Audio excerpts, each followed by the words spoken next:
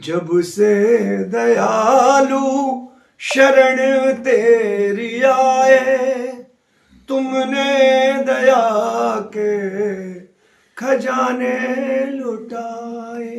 जो कि राम हमारे घर आए। तो मैंने लिखा था, हो कुछ कर्म करो नेकी के, कुछ बेर चुनो नेकी के, तेरे काम आएंगे। तभी तो तेरी कुटिया में भी राम आएंगे, तभी तो तेरी कुटिया में भी राम आएंगे। बाबा से जुड़ के आइए, बाबा को समझ के आइए कि क्या है। आप तो लोगों के प्रचार, जो आजकल के गायक प्रचार कर रहे हैं कि वो आपके पास मोटरसाइकिल है, 2 बार खाटू जाओ कार आ जाएगी। अच्छा ठीक। रमेश जी, आप इलाहाबाद पधारे हैं, आपका बहुत बहुत स्वागत है इलाहाबाद की धरती पे। धन्यवाद। आप कुछ कहना चाहेंगे? पहले आप अपनी बात रखिए। आप जो पूछे मैं बताऊं मैं तो जी। रोमी जी, आप एक संदेश देते हो मंच, बड़े बड़े मंचों पर। हाँ हाँ। कि युवाओं को संदेश देते हो। आप क्या संदेश देते हो जी? आप किस तरह का? देखिए, मेरा युवाओं को हमेशा संदेश है कि धर्म के साथ जुड़िए, लेकिन धर्म के साथ धर्म को जान करके जुड़िए। धर्म से जुड़ने का मतलब, जैसे मैं बार बार कहता हूँ कि राम का कैलेंडर घर टांग के चित्र पूजने से कुछ नहीं होगा जब तक राम के चरित्र के पास नहीं जाइएगा। स्वामी राम सुखदास जी महाराज बार बार कहते थे कि राम का कैलेंडर घर टांग के चरण पूजने से कुछ नहीं होगा जब तक राम के आचरण के करीब आप नहीं जाएंगे। आपके अंदर, आपके परिवार के अंदर प्रभु राम का आचरण नहीं आएगा, क्योंकि राम की पूजा ही उनके आचरण की वजह से है, उनके जो चरित्र की वजह से है, ना कि कोई चमत्कार की वजह से है। और प्रभु राम ने या किसी ने भी कोई चमत्कार नहीं दिखाए, कृष्ण ने कोई चमत्कार नहीं दिखाया। तो आप धर्म से जुड़े, प्रेम भाव से जुड़े। मेरा बार बार ये कहने का मतलब रहता है कि, और धर्म उन्माद का विषय नहीं है, राम लोगों को डराने का विषय नहीं है, राम लोगों को बताने का विषय कि हमारे राम कैसे हैं। और अगर हम अपने राम के बारे में जान करके लोगों को अपने राम के बारे में बताएं, तो कोई दुनिया का ऐसा शख्स नहीं, कोई जात ऐसी नहीं कि जिन्हें राम से प्रेम ना हो जाए। हर बहन बेटी राम जैसा पति चाहती है, हर माँ को राम जैसा बेटा चाहिए, हर पिता को राम जैसा पुत्र चाहिए, आज्ञाकारी पुत्र चाहिए, हर भाई को राम जैसा भाई चाहिए, हर मित्र को राम जैसा मित्र चाहिए। अगर आप पूछेंगे तो कहे राम जैसा मित्र मिले। हर सेना को राम जैसा सेनापति चाहिए, जो रावण जैसे शक्तिशाली के साथ भालू मंत्रों की फौज लड़ा करके विजय प्राप्त करता है। और इवन की मेडिकल साइंस में विश्वास रखने वाला डॉक्टर भी कहता है रामबाण दवा चाहिए। तो राम तो वो है कि जिनके बारे में अगर आप जितना जाने और लोगों को बताएं, तो किसको आपत्ति होगी कि राम जैसा कोई व्यक्ति हमारे बीच में हो और हम उसका सम्मान ना करें, हम उसकी पूजा ना करें। हर इंसान को अपने घर में राम जैसा व्यक्ति चाहिए। अभी महाकुंभ गया है, जैसे महाकुंभ चल रहा है। हाँ। तो महाकुंभ के ऊपर देख रहे हो कि आप कि अश्लीलता की जो वीडियो अभी कल ही टीवी पर आ रही थी कि बेची जा रही है, तो उसके बारे में देखिए, जब भीड़ इकट्ठी होती है तो सभी प्रकार के लोग उसमें जो है वहां शामिल होते हैं। अब आस्था का केंद्र है, धर्म से जुड़ा हुआ वो है, लेकिन किसी चीज का जब प्रचार प्रसार बहुत ज्यादा होता है तो हर प्रकार के लोग जाते हैं। तो उनमें ऐसे लोग भी हैं, लेकिन खाली कुछ ऐसे तत्वों की वजह से पूरे कुंभ को बदनाम नहीं किया जा सकता। कि ऐसा नहीं कहा जा सकता कि कुंभ में आस्था नहीं है या लोग आस्थावान लोग नहीं पहुंच रहे हैं। लोगों में बहुत आस्था है कुंभ के प्रति, और विश्व का एक बहुत बड़ा आयोजन कुंभ बना है। ये बहुत बड़ी बात है और इसमें हमारे योगी जी ने बहुत अच्छा कार्य किया वहाँ के लिए। और आज जो प्रयागराज है वो उस इलाहाबाद से बहुत अलग है, जिस इलाहाबाद को कोई नहीं जानता था। आज पूरा वर्ल्ड प्रयागराज को जानता है, पूरा वर्ल्ड प्रयागराज का नाम लेता है। तो एक ऐसा आयोजन है। अब कुछ ऐसे तत्व जहाँ भीड़ इकट्ठी होती है वहाँ सामाजिक तत्व भी होते हैं, क्योंकि उनको भी तो मौका ही चाहिए होता है। आज आप खाटू श्याम जी ले लीजिए, तो भाई वहाँ अगर प्रभु के प्रेमी पहुंच रहे हैं तो जेब कतरे भी तो पहुंचते हैं, वहीं पर पहुंचते हैं कि भीड़ रहेगी, हमको आसान है शिकार ढूंढना। तो उन जेब कतरों की वजह से हम पूरे खाटू श्याम जी को या पूरे वहाँ उनको दोष नहीं दे सकते। ये तो हुई जेब कतरों की बात। हमारे देश के एक बहुत बड़े नेता ने इसको मृत्यु कुंभ कहा है कल ही। देखिए ये तो पॉलिटिक्स है, लोगों का वो है। अब वो दुर्घटना घटना तो जो कुंभ में नहीं जा रहे उनके जीवन में भी लग जा रही है, तो लोग क्या करें। अब कोई किसी बारात लेके जा रहा है और उनकी दुर्घटना हो जा रही है तो ये कह दिया जाए नहीं, ये आयोजन मृत्यु का आयोजन था, वो वैवाहिक आयोजन या मंगलिक आयोजन नहीं था। वो तो जो जिसकी जहाँ पर, अगर हम ईश्वर के प्रति आस्था रखते हैं तो इस बात को मानते हैं कि ईश्वर जो चाहता है सबकी जहाँ जैसे लिखी है वैसे उसकी आनी है, तो ये तो ईश्वर की मर्जी है, उसमें कोई कुछ नहीं कह सकता। बाकी ये तो अज्ञानता है किसी को ऐसा नाम देना।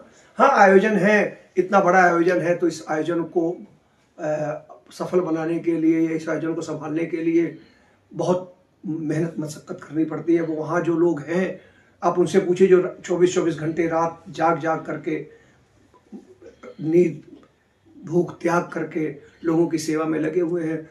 बस यही है, अगर बेहतर तरीके से इसको और लोगों में अच्छा संदेश दे करके, अगर लोगों के अंदर आस्था ऐसी जगाई जाए कि लोग जिस भाव से कुंभ स्नान है उस भाव से आए।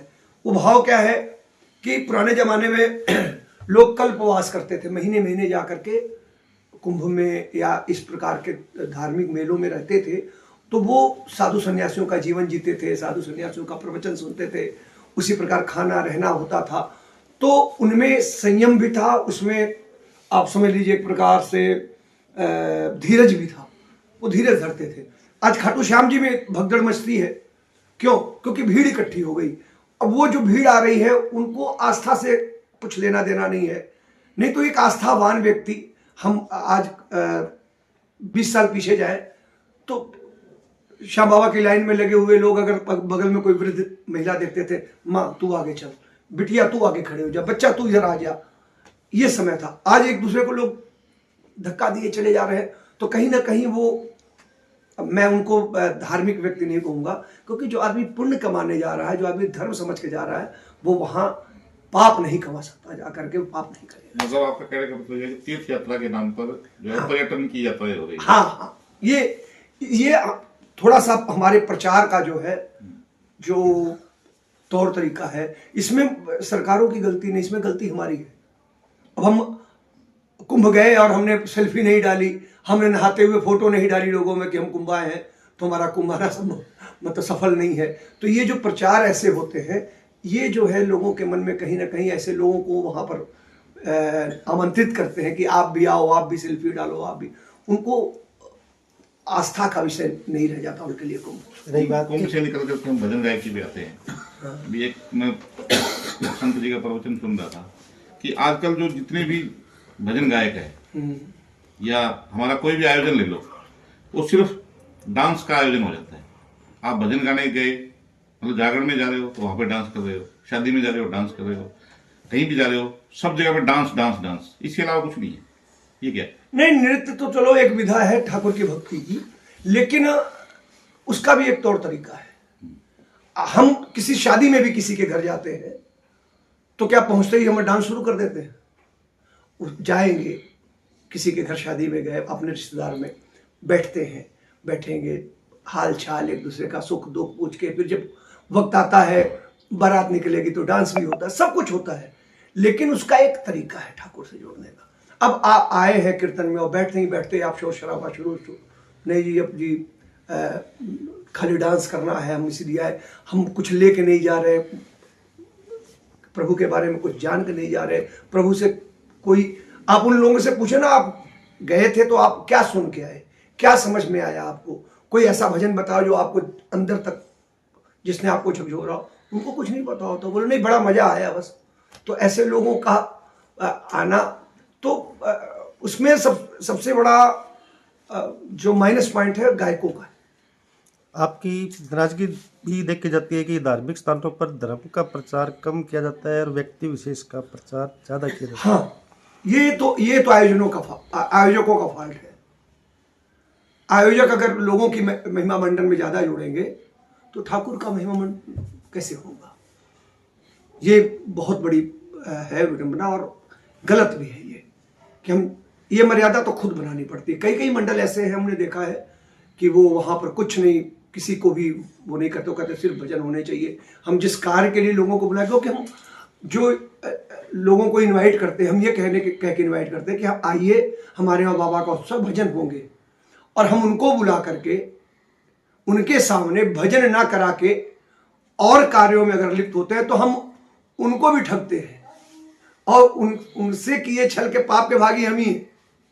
अगर हम लोगों को, आपको मैं अपने घर खाने के लिए बुलाऊं और चाय पिला के विदा कर दूं तो आप बोलोगे यार बुलाया था खाने पर और चाय पिला के भेज दिया वापस। तो ये आयोजकों का फॉल्ट है कि हम अगर जुड़े हैं ठाकुर से तो ठाकुर के प्रति अपनी ईमानदारी हम भी रखें। आजकल जो जागरण हो रहे हैं बड़े भव्य स्तर पे हो रहे हैं, कि वो जागरण की बजाय वो उनको कंसर्ट कहे, वो कॉन्सर्ट होता है आजकल। हाँ, बड़े बड़े शहरों में तो कॉन्सर्ट हो गए। नहीं, ये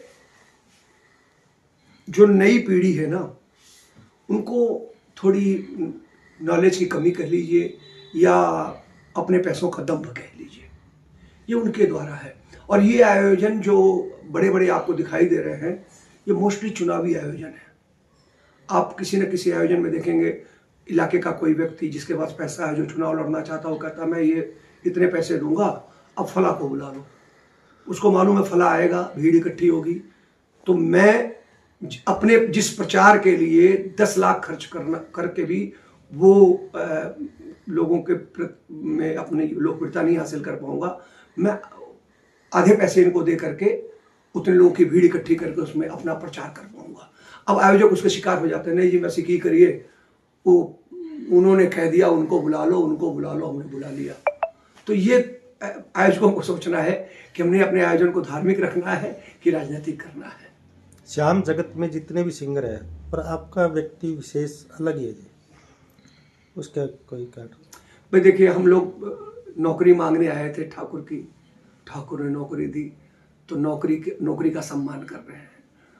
अब आज के ज़माने में लोग मांगने तो आए नौकरी बाबा की, और बाबा के भक्तों ने, बाबा के प्रेमियों ने हाथ पकड़ के उन्हें नौकरी दी है। और लेकिन अब वो उन्हीं लोगों को बेवकूफ़ बना रहे हैं जिन्होंने हाथ पकड़ के अपने यहाँ नौकरी पर रखा ठाकुर की, उन्हीं को वो बेवकूफ़, उनके सामने वो सेलिब्रिटी बन रहे हैं। वो भाई जब आपको सेलिब्रिटी बनना था फिर आप यहाँ क्यों आए? आपको बॉम्बे जाना चाहिए था, 2-4 साल 6 साल वहाँ स्ट्रगल करते, बड़ा पाव खा के ज़िंदगी गुजारते, तो आपको समझ में आता सेलिब्रिटी बनने का नतीजा क्या होता है। आप आए बाबा की नौकरी और बाबा के भोले भाले भक्तों को बेवकूफ़ बना करके अब आप सेलिब्रिटी बन गए। अब आपको होटल चाहिए, 5 स्टार होटल चाहिए है, और आप मेनू दे रहे हो कि मुझे खाने को ये चाहिए। अच्छा, कई ऐसे लोग भी हैं बाउंसर, तो कई ऐसे लोग भी हैं कि अगर आप कभी उनका बैकग्राउंड देखो तो आपको समझ में आ जाए कि यार ये लोग कैसे किसी चीज़ की ऐसे डिमांड करते हैं। हम लोग आज भी, मुझे 43 साल हो गए गाते, 40 साल से मैं खाटू जा रहा हूँ, 40 साल हो गए खाटू जाते। आज भी मन में भाव रहता है जब कोई एयरपोर्ट पे, स्टेशन पे लेने आता है तो कभी कभी वो सम्मानवश आपका लगेज उठाता है, तो मैं कहता हूँ नहीं यार, पता नहीं कितने बड़े घर का लड़का होगा, पता नहीं कितने नौकर चाकर होंगे। अब उसके भाव में वो हमारी वो कर रहा है, सम्मान कर रहा है, तो लेकिन हमारा भी तो कोई फर्ज बनता है कि उसका भी सम्मान करें कि वो कितने बड़े घर का बच्चा होगा, कैसे है। अब हम उसके सामने अकड़ करके और नहीं जी, हाँ जी उठाओ जी, आप ही पकड़ो, तो ये देखिए, ये हमारे कुछ नए लोगों की कमी है। हम पुराने बुजुर्ग जो हुआ करते थे, हम लोग जब बात करते थे तो उनके अंदर एक बात थी, वो कहता था जो सम्मान ना करे ना उससे हम बात नहीं करते। अब दूसरी बात हो गई, अब जो जितना अपमान करे उससे उतना ही बात करनी है, जो जितना अपमान करे उससे उतनी बात करनी है। बोले ये बहुत बड़ा आदमी है इसलिए अपमान करता है। आप मोटिवेटर भी हो जी? हाँ, कोशिश तो मोटिवेशन की रहती है, एंटरटेनर तो कभी बने ही नहीं, ना बनना चाहता हूँ। अब तो 58 उम्र हो गई, जिस दिन एंटरटेनर बनना होगा उस दिन घर बैठेंगे आराम से, अपने आप को एंटरटेन करेंगे। लोगों को क्यों करेंगे? ठाकुर ने बहुत कुछ दे रखा है, खुद को एंटरटेन करेंगे। लेकिन जब तक मोटिवेशन लोग ले रहे हैं, जब तक ठाकुर की कृपा है, लोग बुला रहे हैं, कोशिश करते हैं, जाते हैं, लोगों को खुश नहीं करते, प्रभु को जरूर खुश करते हैं, इसीलिए नौकरी बरकरार है। क्योंकि मेरा मालिक जो है उसने अभी तक मुझको पसंद कर रखा है। अपनी कोशिश रहती है कि प्रभु से जोड़ो, प्रभु से जोड़ने की कोशिश रहती है। कारगिल युद्ध के समय आपने एक कैप्टन विक्रम बत्रा की रचना लिखी थी। हाँ। तो काफी समय हो गया, वैसी राष्ट्र प्रेम के प्रति कोई रचना हम चाहेंगे कि वैसी युवाओं को राष्ट्र के प्रति जोड़ने के लिए फिर से कोई रचना आपकी आनी चाहिए। नहीं, रचना मैंने वो रचना स्वर्गीय गुरुजी श्री श्याम सुंदर शर्मा जी पालम वालों ने लिखी थी, लेकिन गाई मैंने ज्यादा थी। कारगिल के युद्ध के समय मैंने उस रचना को, आप समझ लीजिए, कम से कम 10 बार स्टेशन पे अपनी तरफ से स्टेज लगा करके, जो कुछ समय वो ट्रेनें जाती थी, सैनिक भेजे जा रहे थे, तो उनके स्टॉपेज गोरखपुर में, हमारा गोरखपुर जो सैनिक कैंटोनमेंट एरिया है बेस, तो वहाँ रुकना, सैनिकों ने उतरना, खाना पीना, फिर वहाँ से रवाना होना। तो ये टाइम होता था, वहाँ जो अधिकारी उनको पता होता था कि अब ट्रेन ऐसी है, इतने टाइम पे आएंगे लोग, तो लोग बुलाते थे चौराहों पे। निस्वार्थ गाया, उसका कोई राजनीतिक फायदा या क्या नाम है आपका, आर्थिक कोई फायदा लेने की कोशिश नहीं करी। अभी भी मैंने लिखा, कई चीजें मैंने लिखी। देखिए, राष्ट्र प्रेम के प्रति उस समय का सामायिक मुद्दा कारगिल था तो लिखा गया। अभी पीछे सामायिक मुद्दा आया राम पर, मैंने लिखा। अब ये ठीक है कि सस्ती चीजें ज्यादा लोकप्रिय होती हैं, क्योंकि वो आसानी से लोगों को घुस जाती हैं। अब कोई अच्छी चीज अगर गाई जाए, कोई अच्छा चीज, तो उसको समझने वाला चाहिए इंसान, तो वो थोड़ा सा, मतलब अच्छी चीजों के कदरदान कम मिलेंगे। अभी मैंने लिखा, वो एक भजन था, कोई 2 लाइन सुना दीजिए। हाँ, कि लोगों ने खूब गाया कि मेरी झोपड़ी के भाग जाग जाएंगे, राम आएंगे। ठीक, ये भी रचना आदरणीय गुरुजी श्याम सुंदर शर्मा जी ने लिखी थी, जिनका नाम ही नहीं लिया गया। जिस लड़की ने गाया उसी को सारा श्रेय सरकारों ने दिया और सारा श्रेय वो ले गई। जिसने लिखा, कहीं उनका नाम नहीं। मैंने वहां बात भी करी उस बच्ची से, लेकिन वो भजन लिखा गया था शबरी के परिप्रेक्ष्य में, कि शबरी कहती थी मेरी झोपड़ी के भाग जाग जाएंगे, राम आएंगे। तो मैंने कहा, गुरुजी ने अपना जो भाव लिखा वो उस परिप्रेक्ष्य में लिखा कि शबरी का ये भाव है, मेरी झोपड़ी में राम आए। लेकिन आप डीजे पर भी गा रहे हो मेरी झोपड़ी के भाग जाग जाएंगे, राम आएंगे, और कह रहे हो कि बड़ा लोकप्रिय हो गया, घर घर राम का नाम गूंज रहा है। लेकिन आपने कभी विचार किया कि राम आएंगे कैसे? क्या हमारे कर्म शबरी जैसे हैं? क्या हमारे घर में भरत जैसा कोई भाई है जो राम को लौटा के ला सके? भरत जी की चर्चा किए बिना रामायण अधूरी है। भरत जैसा भाई ना होता तो राम का लौटना मुश्किल था। ये सनातन की खूबसूरती है कि जहाँ भाई भाई दूसरे धर्मों में राज्य और सत्ता और सिंहासन के लिए लड़े, ये सनातन की खूबसूरती है कि एक सिंहासन 14 साल 2 भाइयों के बीच में पड़ा रहा, कोई बैठने को तैयार नहीं था कि नहीं आप संभालो, आप संभालो। ये सनातन की खूबसूरती है। तो ये खूबसूरती भरत जी की वजह से आई। भरत जी के बिना राम का राम राज्य अधूरा है, राम राज की बात करनी अधूरी है भरत जी के बिना। ये भरत जी के कारण संभव है। तो क्या हमारे में भरत जैसा कोई भाई है जो राम को वापस लौटा सके? क्या हमारे शबरी जैसे हमारे कर्म हैं जो कि राम हमारे घर आए? तो मैंने लिखा था, हो कुछ कर्म करो नेकी के, कुछ बेर चुनो नेकी के, तेरे काम आएंगे, तभी तो तेरी कुटिया में भी राम आएंगे, तभी तो तेरी कुटिया में भी राम आएंगे। खाली डीजे बजा के ठुमके लगाने से राम थोड़ी आने वाले हैं, या रामराज नहीं आने वाला। आपको राम के बारे में जानना पड़ेगा, राम के करीब जाना पड़ेगा। तो सामाजिक बातों, ये इन सब का मतलब देश से ही है कि आज उसकी आवश्यकता है कि लोगों को बताने कि राम कौन है। आज अयोध्या हो गया।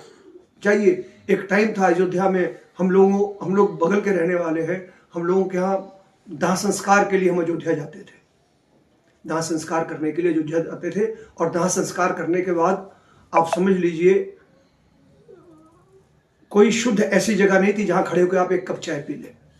और लेकिन आज अयोध्या हो गया, जाके देख के आइए, भीड़ उमड़ रही है, लोग आ रहे हैं। और अब अपना उद्देश्य रहता है लोगों को बताने का कि केवल पर्यटक स्थान बन के ना रह जाए। अयोध्या आइए, लेकिन राम के बारे में जान के तब आइए अयोध्या। तब आना आपका, खाली सेल्फी पॉइंट मत बना दीजिए आकर के अयोध्या को। और जिस दिन आप खाली सेल्फी पॉइंट बना देंगे तो आपके लिए तो वो पर्यटन है, लेकिन वहां के रहने वालों के लिए वो जेल बन जाएगा।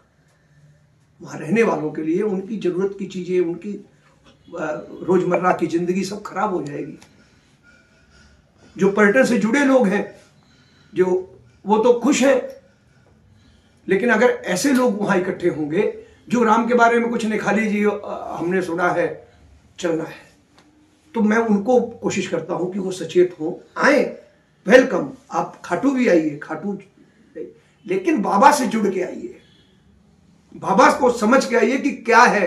आप तो लोगों के प्रचार, जो आजकल के गायक प्रचार कर रहे हैं कि वो तो आपके पास मोटरसाइकिल है, 2 बार खाटू जाओ कार आ जाएगी। अच्छा, ठेला लगाते हो, कोई बात नहीं, चलो 2 बार शोरूम बना देगा। तो मैं पूछता हूँ, वो 14 बरस के बच्चे ने शीश दान क्या हमारे शोरूम बनाने के लिए दिया था, कि हमारा 2 BHK का फ्लैट 4 BHK बदलने के लिए दिया था? कहीं ना कहीं हम अपने इष्ट देव का अपमान करते हैं कि उसके शीश दान की क्या कीमत ये है। आप कल्पना ही नहीं करते कभी जीवन में, अपने बच्चे को बताने नहीं चाहते कि कैसी शिक्षा उस माँ की रही होगी बर्बरीक को, कैसे संस्कार और कैसी बात गुरुजनों की रही होगी कि उस 14 बरस के बच्चे ने राजा बनना स्वीकार नहीं किया, हमारे और सृष्टि के कल्याण के लिए सर कटाना स्वीकार किया। तो उसके शीशदान की क्या यही कीमत है? उसके शीशदान की उसका शीशदान का यही सम्मान है कि नहीं जी बाबे कोल चलिए तो बाबा साड़ी फैक्ट्री बना देगा, तो बाबा सानू कोठी दे देगा। यार, आप ईश्वर के पास जा रहे हो कि किसी व्यापारी के पास जा रहे हो? और ये हमारे गायकों ने सब कि काम बढ़ाएगा जी, काम बढ़ाएगा जी, काम थानू उदे शीशदान नाल प्रेम नहीं होया, हुण काम बढ़ाएगा ताई प्रेम होएगा। देखो हम कितने स्वार्थी, कितने गिर गए कि हमारा काम बढ़ाएगा तब हम खाटू जाएंगे। मतलब उसके शीशदान की कोई कीमत नहीं, उसने जो हमारे लिए कर दिया उसकी कोई कीमत नहीं। हमको कभी प्रेम नहीं उमड़ा कि हमने कभी खाटू में जाके पूछा हो कि बाबा का शीशदान किस दिन है, क्या उस दिन हम जाकर के कम से कम नमस्कार करके आए, नमन करके आए। तो ये थोड़ा सा फर्क है और इसको लोगों को चेतना पड़ेगा कि उत्सव ठीक है, उत्सव तो सब उत्सव है, लेकिन आप उनके चरित्र से जुड़िए ना। आखिर कौन सा त्याग का चरित्र था, हारे का सहारा क्यों कहा? आप उनसे क्या सीखे? आप किसी हारे का हाथ पकड़ते हो कि नहीं पकड़ते हो? आप किसी, भाई आज गुरुद्वारे का निशान साहब है, एक प्रतीक माना जाता है उसका कि जो लगाया गया कि दूर से कहीं कोई देख ले कि वो गुरुद्वारा साहब है, निशान साहब है, चलो लंगर मिलूंगा थे, भूखा बंदा कोई देख ले कोई लंगर मिलेगा। तो वो आप 3 बार घर पे के बाहर लगवा के बैठे हो, लेकिन कोई कमजोर, कोई हारा हुआ अगर दरवाजे पर देख के आए कि ये तो श्याम प्रेमी का घर है, चले मदद मिलेगी, और वो खाली लौट जाए, तो इसका मतलब कहीं ना कहीं आप खाली आपने स्टिकर लगा लिया दरवाजे पर कि हम श्याम प्रेमी हैं, आप अंदर से श्याम प्रेमी नहीं बन पाए। तो मेरा उद्देश्य रहता, लोग ना समझें, लोग सोचे कि यार ये ऐसी बातें हैं, तो उनका अपना विवेक है। हमारी कोशिश रहती है कि हमको ईमानदारी से नौकरी मिली है, और जब तक दे रखी ठाकुर ने ईमानदारी से निभाएंगे, बाकी जैसी प्रभु की इच्छा। जब तक सनातन का पुनर्जागरण हो रहा है, सनातन का पुनर्जागरण हो रहा है, तो उसमें 2 शब्द आप कह दीजिए। नहीं, सनातन, देखिए सनातन जैसा धर्म कोई है ही नहीं, और सनातन से प्रेरित सब लोग हैं। मैं जब कोई बात नफरत की करता है तो मैं उनसे एक बात पूछता हूं कि नफरत वो कैंसर है जिसका कोई इलाज नहीं है। चाहे वो आप किसी और के प्रति किसी के मन में डालिए, आप किसी और के प्रति अपने बच्चे के मन में नफरत डाल दीजिए, वो व्यक्ति जब वहां से हट जाएगा या समाप्त हो जाएगा तो वो जो नफरत का बीज बच्चे के अंदर पड़ गया है वो पनपेगा घर के अंदर, क्योंकि नफरत एक ऐसा कैंसर है जो खत्म नहीं होगा। इसीलिए हमारे सनातन ने हमेशा प्रेम करना सिखाया, और इसीलिए सनातन कायम रहा अपने प्रेम की वजह से। और ये सनातन की ही खूबसूरती है कि हम अपने हर आयोजन के बाद, जब आरती करने के बाद क्या कहते हैं? विश्व का कल्याण हो। हम नहीं कहते कि मेरा कल्याण हो, हम हमेशा कहते हैं प्राणियों में दुर्भावना नहीं कहते। कितनी बड़ी बात हम कहते हैं। तो हम किसी के भी विश्व का जब कल्याण मांगते हैं तो सकल विश्व, सकल सृष्टि आ जाती है। पशु पक्षी, पेड़ पौधे, सबके प्रति सनातन की जो उदारता वो सामने आती है। हमारे प्रभु राम ने पशु पक्षियों से प्रेम किया, कन्हैया ने देखिए गोपाल कहलाए गौओं से प्रेम किया। तो कहने का मतलब हमारा ये है कि हमारा सनातन जो है वो नफरत पे नहीं टिका हुआ है, कहीं से हमारा सनातन हमेशा प्रेम पर टिका हुआ है। और आज प्रेम के प्रतीक अगर हम उसके अपोजिट जाते हैं, जो आजकल नौजवानों का एक बहुत आसान सा वो बन गया, शगल बन गया। और इसके लिए मैं उनको भी, जो हमारे आध्यात्मिक वक्ता हैं, उनको भी दोषी मानता हूं कि उनके पास अध्यात्म का अध्ययन करने का वक्त नहीं। उनके लिए सबसे आसान सीढ़ी है कि 4-6 नफरत की बातें करो, तुरंत वायरल हो जाओ और तुरंत लोग आपको सम्मान देना शुरू कर दें। ये बहुत बड़ा दुर्भाग्य है। और ये हर जात, मतलब हर वर्ग में आ रहा है।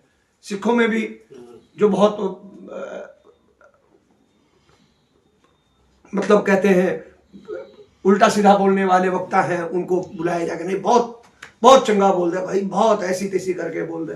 वही बात मुसलमानों में भी है, वही बात हम भी उतर आए उसी पर, हम भी उतर आए उसी पर कि नहीं जी, जड़ा दूजे खूब गंदा बोले वो नहीं बुलाओ।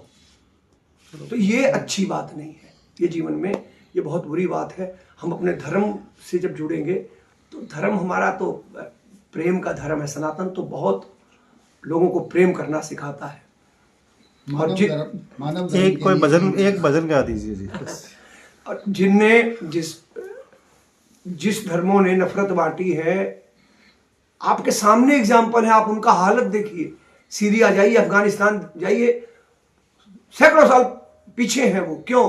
क्योंकि उन्होंने नफरत बांटी। नफरत है वहां पे आज भी। पहले वो लोगों के प्रति बांटी है, अब वो आपस में लड़ रहे हैं। तो वही हाल क्या हम करना चाहते हैं, वो नहीं होना चाहिए। दो शब्द उसके 2 लाइन में। जब से दयालु शरण तेरी आए, तुमने दया के खजाने लुटाए। जब से दयालु शरण तेरी आए, तुमने दया के खजाने लुटाए। जो मांगा नहीं था वो भी दिया है, दिया ही दिया है, न कुछ भी लिया है। अपनों ने जब जब बहाने बनाए, तुमने दया के खजाने लुटाए। जब जब दयालु शरण तेरी आए, तुमने दया के खजाने लुटाए। पिता से प्रेम करिए, लेकिन इस स्वार्थ में मत करिए कि पिता की प्रॉपर्टी सारी मुझे मिलेगी, पिता हमें प्रॉपर्टी देगा। पिता है, इस बात से उससे प्रेम करिए। तो वो सब कुछ तो न्यौछावर आप पर करेगा ही करेगा, तो वो भी हमारा दातार है, मांगने की क्या जरूरत है उससे। जब उसे अपना पिता मान लेंगे, पिता मान के प्रेम करेंगे, तो अपनी औलाद के लिए वो सब कुछ करेगा, वहाँ स्वार्थ रह ही नहीं जाएगा। ठीक ठीक है।